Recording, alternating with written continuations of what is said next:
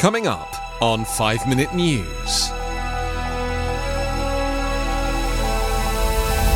Martin Luther King III calls on Senate to act on voting rights.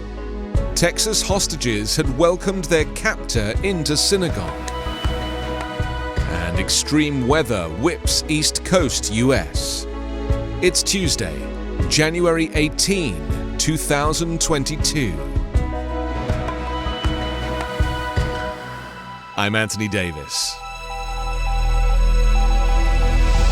Martin Luther King Jr.'s eldest son has condemned federal lawmakers over their inaction, a day before the U.S. Senate was expected to take up significant legislation on voting rights that is likely to fail. Speaking in Washington, D.C. on Monday, he said that whilst marking the federal holiday named for his father, he wasn't there to celebrate.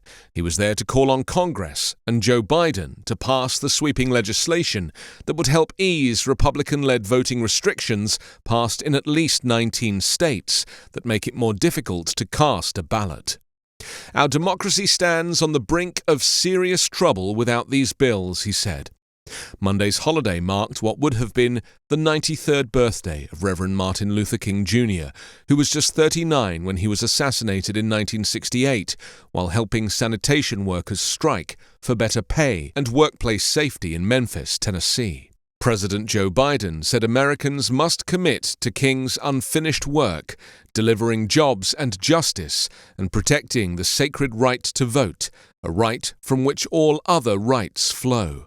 Democrats had hoped to vote on the legislation yesterday in a show of respect for the late civil rights leader, as the issue gathered political steam late last year and peaked with a powerful, blunt speech last week by Biden, who likened the January 6 violence and election subversion of today with the civil rights struggles fought by King and others.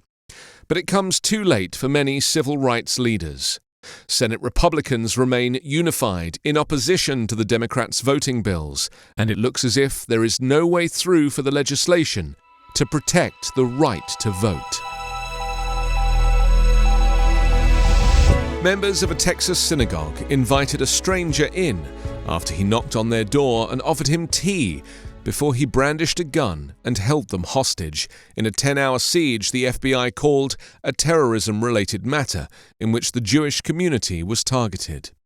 Rabbi Charlie Citron Walker, who was among the 4 congregants taken captive on Saturday, said on Monday that he and others managed to escape after he threw a chair at the hostage-taker and then rushed for an exit. The FBI identified the man as Malik Faisal Akram, a 44-year-old British citizen. When I took him in, I stayed with him, the rabbi said. Making tea was an opportunity for me to talk to him, and in that moment, I didn't hear anything suspicious. Some of his story didn't quite add up, so I was a little bit curious, but that's not necessarily an uncommon thing, the rabbi said. The rabbi returned to prayer, after which he said he heard a click, and it could have been anything, but it turned out to be his gun. It's reported that the suspect was able to buy a pistol on the streets of Texas. One hostage was released unharmed after 6 hours of tense negotiations, aided by the suspect's family. The incident ended in gunfire, with the suspect dead as members of an FBI hostage rescue team raided the synagogue. The rabbi at Congregation Beth Israel in Colleyville, west of Dallas, Texas, said he drew on hostage training from the FBI to determine when to try to escape. Police in England said they've detained 2 teenagers for questioning in connection with the case. The Anti-Defamation League said hate crimes targeting the U.S. Jewish community constitute over half of all religion-based crimes nationwide. As the climate crisis evolves before our very eyes, a winter storm brought significant snowfall, strong thunderstorms and blustery winds to the northeastern U.S. yesterday.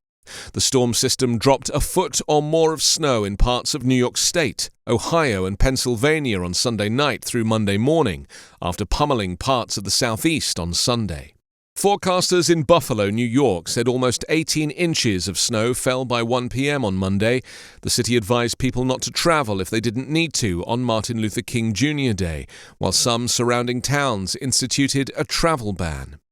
Weather Service meteorologist Alexa Main said 15 inches or more of snow was reported in Cleveland, Ohio, and 25 inches in parts of Ashtabula County in the northeastern corner of the state. Power outages affected tens of thousands of customers in the northeast, and hundreds of flights were cancelled.